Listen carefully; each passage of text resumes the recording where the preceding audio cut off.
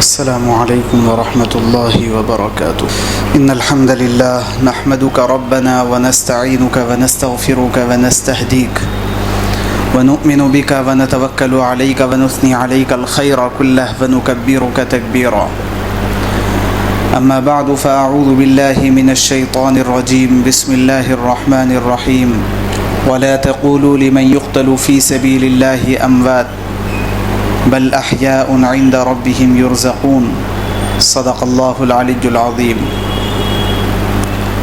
قابل احترام بزرگوں اور عزیز دوستوں، محرم الحرام کا مہینہ اسلامی مہینوں کے اندر بہت اہمیت کا حامل مہینہ ہے. اسلام سے پہلے بھی اس مہینے کا بڑا احترام رہا ہے اور اسلام کے آنے کے بعد بھی اس احترام کو باقی رکھا گیا ہے. جاہلیت کے زمانے میں عام معمول یہ تھا کہ کفار اور مشرکین کے درمیان جو آپسی جنگیں چل رہی ہوتی تھی تو 4 مہینوں کے اندر وہ اپنی جنگوں کو بھی روک دیا کرتے تھے، جس میں محرم الحرام ہے، رجب ہے، رمضان اور ذی الحجہ. یہ 4 مہینے ایسے تھے جس میں وہ اپنی آپسی جنگوں کو روک دیا کرتے تھے، کسی کو قتل نہیں کرتے تھے، کسی سے جھگڑا نہیں کرتے تھے، اور جتنے تجارتی سفر ہوتے تھے وہ تجارتی اسفار انہی مہینوں میں وہ لوگ کیا کرتے تھے. وجہ یہ ہے کہ یہ مہینے امن و امان کے مہینے سمجھے جاتے تھے. یہی وجہ ہے کہ ان مہینوں کو اسلامی شعار کے طور پر، اسلامک سائن کے طور پر، اسلام کی علامت کے طور پر بھی پیش کیا جاتا ہے. قرآن پاک میں اللہ نے ان مہینوں کا تذکرہ کیا ہے. ان عدت الشہور عند اللہ 12 شہرا فی کتاب اللہ یوم خلق السماوات والارض منها 4 حرم.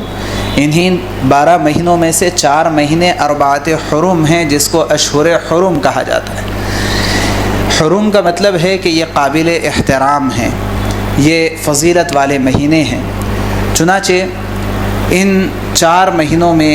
ایک مہینہ رمضان المبارک کا بھی ہے، اور ایک مہینہ محرم الحرام کا بھی ہے جو قابل احترام مہینے ہیں. یہ مہینوں کا احترام حضرت نبی اکرم صلی اللہ علیہ وسلم کے بیان کر دینے کی وجہ سے اور آپ کے اس کے قابل احترام بتا دینے کی وجہ سے. تاریخی روایات کے اندر بات ملتی ہے کہ بہت ساری خصوصیات دراصل حاصل رہی محرم کے مہینے کو، اور محرم میں یوم عاشوراء کو، 10 محرم الحرام کو بہت ساری خصوصیات حاصل رہی ہے. مثلا حضرت آدم علیہ السلام کی پیدائش، حضرت نوح علیہ السلام کے کشتی کا طوفان سے پار ہو کر جودی پہاڑ پر رک جانا، حضرت موسیٰ علیہ السلام کا فرعون سے نجات پا لینا، اور ایسے ہی حضرت یونس علیہ السلام کا مچھلی کے پیٹ سے نجات پا کر کے باہر آ جانا. اس طرح سے بہت ساری خصوصیات اس 10 محرم کو رہی ہے. تو محرم الحرام اپنی جگہ ایک بہت قابل احترام مہینہ، اور اس میں 10 محرم الحرام جو یوم عاشوراء کہلاتا ہے، یہ یوم عاشوراء یہ اور زیادہ قابل احترام دن. جب نبی اکرم صلی اللہ علیہ وسلم مکہ مکرمہ سے مدینہ منورہ تشریف لائے تو آپ نے دیکھا کہ عاشوراء کے دن مدینہ کے لوگ روزہ رکھا کر رہے ہیں، یہودی روزہ رکھا کر رہے ہیں. اور یہ 10 محرم کا جو روزہ تھا وہ رمضان المبارک کے روزوں کے فرض ہونے سے پہلے یہ روزہ فرض تھا، جس کا تذکرہ اللہ نے قرآن پاک میں بھی کیا ہے. ایام معدودات فمن کان منکم مریضا او علی سفر فعدۃ من ایام اخر. یہ وعلی الذین یطیقونہ فدیۃ طعام مسکین، جہاں پر شہر رمضان الذی انزل فیہ القرآن دوسرے پارے میں اللہ نے رمضان کے روزوں کا ذکر کیا ہے. اس سے پہلے جن روزوں کا ذکر ہے مفسرین کی رائے یہ ہے کہ وہاں پر یوم عاشوراء کے روزے کے بارے میں اللہ تبارک و تعالی نے فرمایا ہے. تو رمضان کا روزہ فرض ہونے سے پہلے 10 محرم کا روزہ فرض تھا، اور جب رمضان کے روزے فرض ہو گئے تو اللہ تبارک و تعالیٰ نے یہ 10 محرم کے روزے کی فرضیت کو ختم کر دیا، اب یہ روزہ نفل باقی رہ گیا۔ چنانچہ صحابہ بھی اہتمام کیا کرتے تھے، اور خاص طور سے جب آپ صلی اللہ علیہ وسلم مدینہ ہجرت کر کے آئے اور دیکھا کہ یہودی 10 محرم کو بڑے اہتمام سے روزہ رکھتے ہیں، تو آپ نے پوچھا کہ کیوں روزہ رکھتے ہو؟ تو انہوں نے اس کی وجہ بتائی کہ حضرت موسیٰ علیہ السلام کو اس دن فرعون سے نجات ملی تھی۔ آپ صلی اللہ علیہ وسلم نے فرمایا کہ ہمارے لیے تو اس سے زیادہ بہتر ہے کہ ہم بھی 10 محرم کے روزے کا اہتمام کریں، کیونکہ حضرت موسیٰ علیہ السلام کو یہ یہودی جتنا مانتے ہیں اس سے زیادہ تو ہم مانتے ہیں، کیونکہ یہودی حضرت موسیٰ علیہ السلام کی شریعت پر عمل نہیں کرتے تھے، بس صرف نام لیوا تھے، شریعت پر عمل نہیں۔ جیسے ہم میں سے بہت سارے لوگ آج آپ صلی اللہ علیہ وسلم کے اور دین محمدی کے اور آپ کے عاشق ہونے کے بڑے نام لیوا تو ہیں، لیکن عمل نہیں کرتے، آپ کی سنتوں پر عمل کرتے ہیں، نہ آپ کی شریعت پر عمل کرتے ہیں، بس یہ ہے کہ نعرہ لگاتے۔ ایسے ہی یہودیوں کا معاملہ بھی تھا، تو آپ صلی اللہ علیہ وسلم نے فرمایا کہ حضرت موسیٰ علیہ السلام سے تو ان سے زیادہ ہم محبت کرتے ہیں، تو اس لیے ہمیں بھی ان سے زیادہ اہتمام سے روزہ رکھنا چاہیے۔ لیکن ایک فارمولہ اس کے ساتھ آپ نے دیا ہے، آپ نے فرمایا کہ اس کے ساتھ 9 یا 11 کا روزہ ملا لو، خالف الیہود والنصارى۔ کس وجہ سے اس کا ریزن بتایا؟ اس کا ریزن یہ ہے کہ ہم ایک ایسی قوم ہیں جو اپنے اندر ڈگنیٹی رکھتی ہے، ہم ایک ایسی قوم ہیں کہ جس قوم کے پاس اپنی سیلف ریسپیکٹ ہے، ہم ایک خوددار قوم ہیں، کسی بھی معاملے میں اس قوم کو کسی دوسری قوم کی طرف جھانکنے کی ضرورت نہیں ہے، کسی دوسرے کے سامنے کاسے گدائی بڑھانے اور اپنے ہاتھ پھیلانے کی ضرورت نہیں ہے، نہ کلچر میں، نہ دین میں، نہ اسلام میں، نہ اکنامیکل سسٹم میں، نہ پولیٹیکل سسٹم میں، ہر چیز اس قوم کے پاس اپنی ذاتی پرائیویٹ ہے، اور یہی ہمارا کمال ہے، اسلام کی خصوصیات اور اس کا اسپیشلائزیشن ہے۔ اس لیے رسول اللہ صلی اللہ علیہ وسلم نے فرمایا کہ کہیں ایسا نہ ہو کہ کسی کو یہ خیال آ جائے کہ یہودیوں کی موافقت میں اور ان کی نقالی میں ہم نے روزہ رکھنا شروع کر دیا 10 محرم الحرام، کہیں کسی کو یہ غلط فہمی نہ ہو جائے، مس انڈرسٹینڈنگ نہ ہو جائے۔ اس لیے رسول اللہ صلی اللہ علیہ وسلم نے فرمایا کہ دیکھو اہتمام کرو کہ یا تو 9 یا تو 11 کا روزہ ملا لیا کرو۔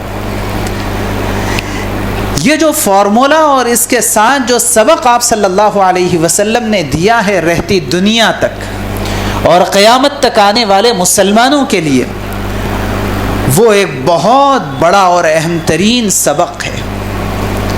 اور یہ وہ سبق ہے جو سبق اس زمانے کے اندر بہت آسانی کے ساتھ بھلا دیا گیا ہے۔ اس زمانے کے اندر ہم نے اپنی سیلف ریسپیکٹ تو کھو دیا ہے، ہمارے پاس کوئی ڈگنیٹی نہیں رہ گئی ہے، اسلام کے معاملے میں ہم نے پراؤڈ فیل کرنے کو ہم نے چھوڑ دیا، اور ہم بڑی شیم محسوس کرتے ہیں اور شیم فیل کرتے ہیں یہ بولتے ہوئے کہ میں مسلمان ہوں اور ایک ایمان والا ہوں۔ اور یہ ایک بہت بڑا مسئلہ ہے آج مسلمانوں کے ساتھ۔ یہاں پر جو عام طور پر آپ لوگ بھی پوچھتے رہتے ہیں اور لوگوں کو بہت کنفیوژن رہتا ہے دوسرے روزوں کے موقع پر بھی، چنانچہ 15 شعبان کو شب برات کے موقع پر جو روزہ رکھنے کی بات ہے اور بہت سارے لوگ روزے کا اہتمام کرتے ہیں، تو اس وقت بھی لوگ پوچھتے رہتے ہیں کہ یہ 1 روزہ رکھنا ہے یا 2 روزے رکھنا ہے۔ تو بھائی بات یہ ہے کہ یہ 2 روزوں کی بات تو صرف محرم اور عاشورہ کے دن کے ساتھ خاص ہے، پورے سال بھر آپ کہیں بھی روزہ رکھنا ہے تو ایسا نہیں کہ 2 روزے رکھنا ہے۔ اور اس کے پیچھے جو ریزن ہے، یہ ریزن بھی انتہائی اہم ترین ریزن ہے، کہ وہ ریزن یہ ہے کہ ہمارا جو نظام ہے، یہ نظام ہمارا اپنا پرائیویٹ نظام ہے اور ہمیں اپنے نظام کے اندر کسی کی نقالی کی ضرورت نہیں ہے. کہیں کسی کو مس انڈرسٹینڈنگ نہ ہو جائے کہ روزے کے معاملے میں ہم نے یہودیوں کی اور ہم نے نصارہ کی ہم نے نقالی کی ہے اور اس نقالی کی وجہ سے کسی کو یہ نقالی آسان لگنے لگ جائے اور اس سے آگے بڑھ کر کے تمام چیزوں کے اندر ہم ان کی نقالی کو فخر سمجھنے لگے جیسے آج سمجھا جا رہا ہے. اور ذرا سوچئے اور آج کے حالات کو خاص طور سے دیکھ کر کے اندازہ لگائیے کہ آخر کس کی بات پر فخر کر رہے تھے جس کو آج بد دعائیں دے رہے ہیں اور جس کے ظلم و ستم کو آج اپنی کھلی آنکھوں دیکھ رہے ہیں اور جس سے آج پورا عالم اسلام یا تو حیرت میں ہے یا پریشان ہے. لیکن میرے بھائیوں یہ بہت اہم ترین سبق تھا جو آپ صلی اللہ علیہ وسلم نے ہم سب کو دیا تھا اور اس سبق کو ہمیں دہراتے رہنے کی ضرورت ہے کہ اسلام کی تعلیمات ہر میدان میں اور ہر فیلڈ میں اپنی اپنی مکمل تعلیمات ہے. ان تعلیمات کے رکھتے ہوئے ہمیں اس بات کا لحاظ رکھنے کی ضرورت ہے کہ اگر پتہ ہے تو عمل کریں گے, پتہ نہیں ہے تو پتہ لگانے کا اہتمام کریں گے. لیکن ایسا نہیں ہے کہ ہم صرف آسانی کے ساتھ جو ہے کسی دوسروں کے کلچر کو فالو کرنا شروع کر دیں, کسی دوسروں کی بات پر عمل کرنا شروع کر دیں کہ اگر کوئی دوسرا شادی اس طرح سے کرتا تھا ہم ویسا کرنے لگ گئے, کوئی دوسرا کھڑے ہو کر کھانا کھاتا تھا ہم کھڑے ہو کر کھانے لگ گئے, کوئی کھڑے ہو کر پانی پینے کو فیشن سمجھتا تھا تو ہم کھڑے ہو کر پانی پینے لگ گئے. زندگی گزارنے کا ایک مستقل طریقہ اسلام نے دیا ہے اور اتنے اتنے اتنے رولز اینڈ ریگولیشنز. آپ کو پتہ ہے کہ ہمارے ملک کا جو کانسٹیٹیوشن ہے اس کانسٹیٹیوشن کے اوپر ہم فخر کرتے ہیں اور ہمیشہ 26 جنوری کے موقع پر ریپبلک ڈے کے دن بہت اہتمام کے ساتھ بڑے آواز کے ساتھ کہتے ہیں کہ ہم وہ لوگ ہیں اور ہمارا ملک وہ ملک ہے اور ہمارا کانسٹیٹیوشن وہ کانسٹیٹیوشن ہے کہ پوری دنیا کے اندر اس سے بہترین اور پوری دنیا کے اندر اس سے زیادہ تفصیلی اور طویل کانسٹیٹیوشن کوئی اور نہیں. اور حقیقت ہے کہ سب سے زیادہ طویل ترین کانسٹیٹیوشن اگر کوئی ہے تو وہ ہندوستان اور بھارت کا کانسٹیٹیوشن. اور جب ہم اس کے اوپر اتنے اہتمام کے ساتھ اور بڑے فخریہ طور پر کہہ رہے ہیں تو یاد رکھیے اگر اس کے اوپر فخر ہے تو اس کے اوپر اس سے زیادہ فخر ہونا چاہیے کہ رولز اینڈ ریگولیشنز کے معاملے میں اور اسلامک کانسٹیٹیوشن کے معاملے میں اگر پوری دنیا کا آپ جائزہ لیں, پوری دنیا کی تمام کے تمام اقوام کا آپ جائزہ لے لیں اور چھوٹے اور بڑے جتنے کاسٹ اس دنیا کے اندر ٹرائبلز پائے جاتے ہیں اگر آپ ان سب کو دیکھ لیں تو جتنا تفصیلی کانسٹیٹیوشن اور جتنا تفصیلی رولز اینڈ ریگولیشنز اسلام کا ہے اور جتنی چھوٹی چھوٹی بات کے اوپر اسلام نے طریقہ اور آداب سکھائے ہیں آپ کو پوری دنیا کے اندر کہیں بھی نہیں ملنے والے. تو اس کے اوپر بھی فخر ہونا چاہیے کہ بیت الخلا جانا ہے, پانی پینا ہے, ہاتھ دھونا ہے تو ہاتھ دھونے کا بھی طریقہ کیا ہونا ہے کہ ہاتھ دھونے کے اندر کرونا کے زمانے میں کووڈ-19 کے زمانے میں دنیا والوں نے بتایا ہے کہ ہاتھ ایسے دھویا جائے جس کے اندر انگلیوں کو ایسے رگڑا جائے اور انگوٹھے کو ایسے رگڑا جائے. آپ جا کر کے دیکھ لیجئے روایات کے اندر پہلے نبی اکرم صلی اللہ علیہ وسلم نے سب کچھ بتا دیا. تو ہمیں اس کے اوپر پہلے فخر ہونا چاہیے اور اگر فخر ہوگا تو عمل کرنا آسان ہوگا.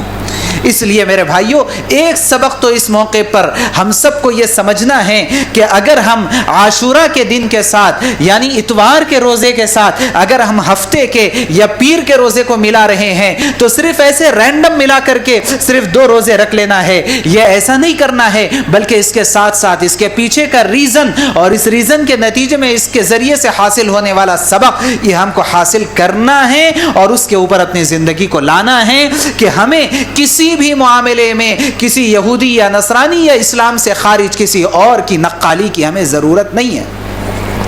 جہاں تھوڑی بہت نقالی پائی جا رہی تھی اس کو تبدیل کر دیا گیا کہ وہ 1 رکھتے ہیں تم 2 رکھو. دوسرے یہ ہے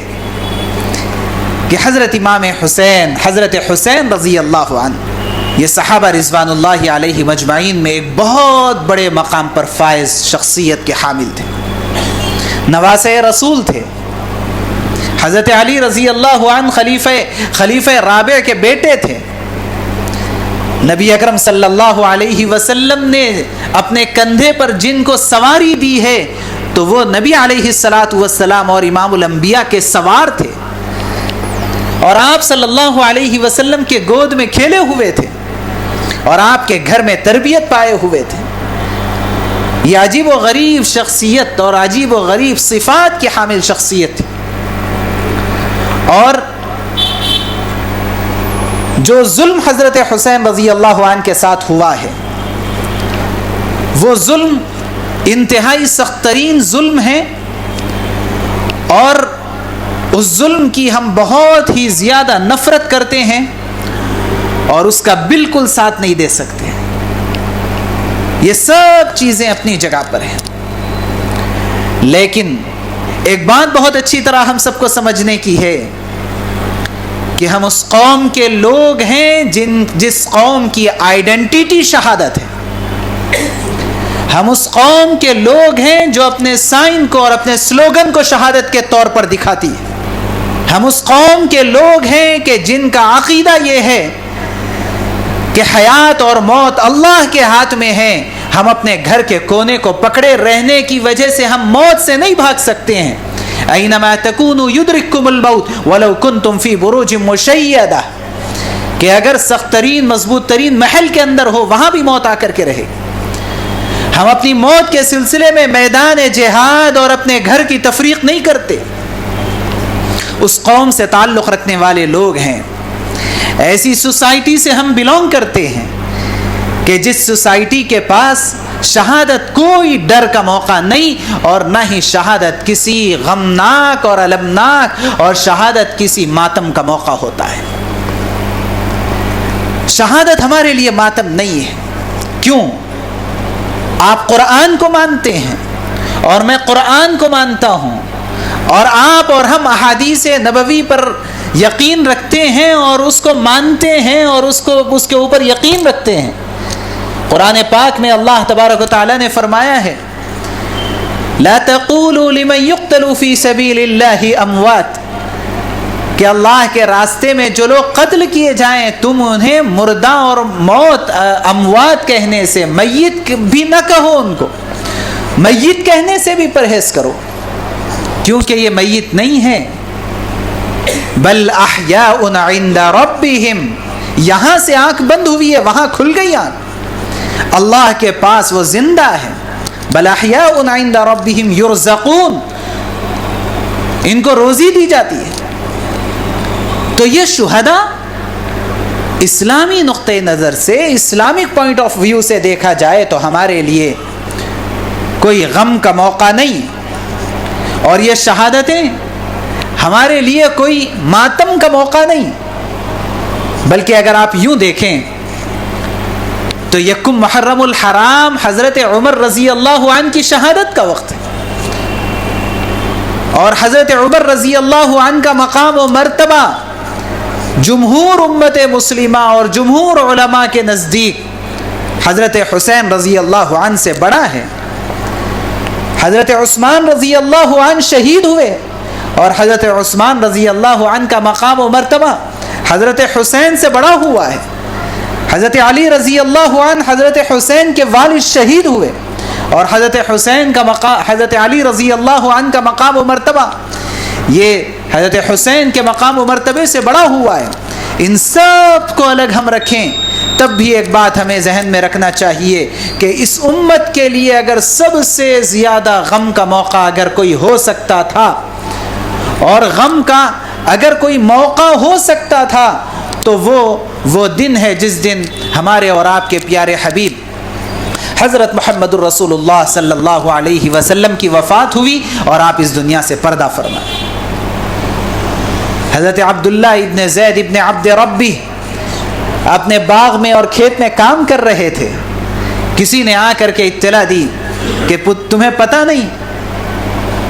کہ نبی علیہ الصلاۃ والسلام کی وفات ہو چکی ہے. فوری وہیں پر انہوں نے اپنے ہاتھ آسمان کی طرف اٹھائے اور دعا کی کہ اے اللہ،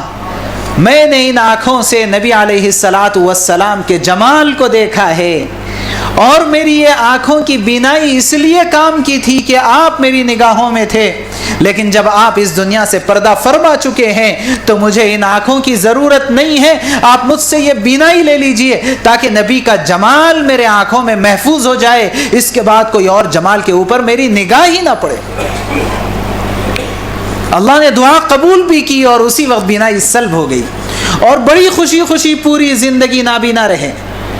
یہ وہ موقع تھا جس موقع پر اگر کوئی ماتم ہونا تھا تو یہ موقع تھا جب کہ ہم ماتم کریں، غم کا دن اگر کوئی منایا جانا تھا تو یہ دن تھا جو غم کا دن کے طور پر منایا جائے۔ لیکن عجیب و غریب بات ہے، میلاد کے دن کو پہلے 12 فات کہا جاتا تھا، اور 12 فات ہے 12 وفات، اور آج اس دن ہم تو بڑی خوشیاں منا رہے ہیں۔ اور حضرت حسین رضی اللہ عنہ کی شہادت کے دن جبکہ رسول اللہ صلی اللہ علیہ وسلم نے اس دن بڑے اہتمام کے ساتھ روزہ رکھا، حضرت عائشہ صدیقہ رضی اللہ عنہا فرماتی ہیں کہ اس دن سے زیادہ اہتمام کرتے ہوئے میں نے نبی اکرم صلی اللہ علیہ وسلم کو نہیں دیکھا کہ آپ روزے کا اہتمام کر رہے ہیں، جو روزہ رمضان کے روزوں سے پہلے فرض تھا، اور جس کے بارے میں یہ فضیلت ہے حدیث مبارکہ میں کہ جو شخص عاشورہ کے دن کا روزہ رکھتا ہے اللہ تبارک و تعالیٰ اس کے 1 سال کے گناہوں کو معاف فرما دیتے ہیں۔ یہ فضیلت والے دن، جس دن روزے کی فضیلت ہے، نبی اکرم صلی اللہ علیہ وسلم اور صحابہ نے جس دن روزہ رکھا ہے، آپ غور کیجئے کہ اگر ہم اس دن بجائے روزہ رکھنے کے اور روزہ رکھنے والوں کو اپریشیٹ کرنے کے بجائے اس دن ہم بھی اپنے گھر کے سامنے شربت تقسیم کرنے لگ جائیں اور ٹھنڈا پانی تقسیم کرنے لگ جائیں، اور اس کی وجہ یہ بتاتے رہیں کہ حضرت حسین رضی اللہ عنہ پر پانی بند کر دیا گیا تھا، اس وجہ سے آج ہم آپ کو پانی پلا رہے ہیں، حضرت حسین رضی اللہ عنہ کو ثواب پہنچانے کے لیے، میرے بھائیو لاجک ہے کوئی؟ میں تو یہی بار بار کہا کرتا ہوں کہ ذرا اسلامی قوانین کو اور اہل السنت والجماعت کے نظریات کو اور اہل حق کی تعلیمات کو، قرآن اور حدیث کو اگر سمجھنا ہے تو ہم قرآن اور حدیث کو سمجھنے سے اگر قاصر بھی ہے تو لاجیکل پوائنٹس کے اوپر بھی اگر اس کو ڈیزائن کر لیں اور لاجک سے بھی اس کو سمجھنا چاہیں تو آپ کو بات سمجھ میں آ جائے گی، اور حق و باطل دودھ پانی کی طرح الگ الگ ہو کر کے رہ جائے گا۔ تو یہ غور کرنے کا مقام ہے، ہوا کیا اور کیا کیا جا رہا ہے، کس موقع پر ماتم۔ ان لوگوں کو ہمیں کچھ کہنا نہیں ہے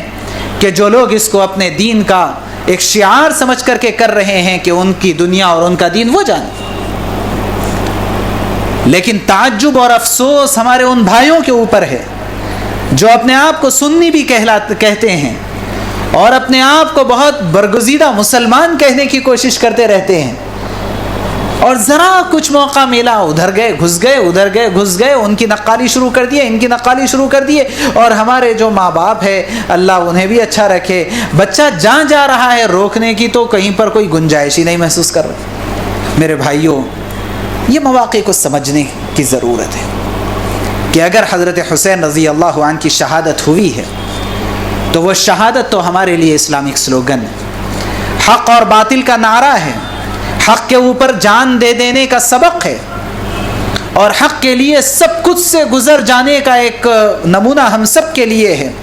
کہ حق کو دنیا کے اندر پھیلانے کے لیے اور باطل کو ختم کرنے کے لیے اکیلے نہیں بلکہ اپنے پورے کے پورے خانوادے کے ساتھ جان دینے کا ایک بہت بہترین نمونہ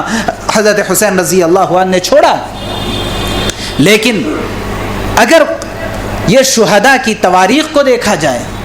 تو پورے سال میں ہم کو کوئی ایک تاریخ بھی ایسی نہیں ملے گی جو ایسا دن ہو جس دن کوئی اسلام کے جیالے نے اسلام کی حفاظت کی خاطر اپنی جان کا نذرانہ پیش نہ کیا ہو۔ پورے سال میں کوئی ایک دن بھی ایسا نہیں ملے گا، تو کیا ماتم اور غم ہی کرتے رہیں گے؟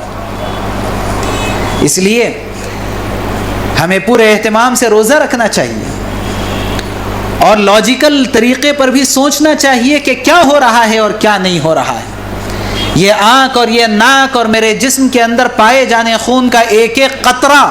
یہ میرا نہیں ہے، اللہ کی دی ہوئی امانت ہے، اس کے اندر میں کوئی خیانت نہیں کر سکتا، میں اپنی طرف سے اپنے خون کا ایک قطرہ بھی نہیں بہا سکتا، اس کے اوپر گناہ ہوگا کیونکہ تمہارا تھوڑا ہی اللہ کا ہے۔ جب اللہ کا ہے تو اللہ کے حکم پر بہے گا، اپنی نفسانی خواہش اور کسی کی نقالی پر وہ ایک خون کا قطرہ گناہ ہوگا۔ اور اگر اللہ کے حکم پر یہ خون کا قطرہ بہایا جائے تو آپ علیہ الصلاۃ والسلام نے فرمایا کہ شہید کے خون کا قطرہ زمین پر گرنے سے پہلے پہلے اللہ اس کی مغفرت فرما دیتے ہیں۔ ایک طرف یہ فضیلت اور دوسری طرف یہ گناہ کہ اگر ایک قطرہ بھی بلا وجہ کہ ہم اپنے طور پر بہائیں گے تو گناہ گار ہو جائیں گے۔ اس لیے ان تمام چیزوں کو سمجھنا چاہیے اور اس کے مطابق عمل کرنے کی کوشش ہم سب کو کرنی چاہیے۔ اللہ ہم سب کو ہدایت پر اور اللہ ہم سب کو جو ہے اعمال پر اور اللہ ہم سب کو صحیح طریقے اور صحیح منہج کے اوپر باقی رکھے۔ اللہ ہم سب کو توفیق عمل نصیب فرمائیں۔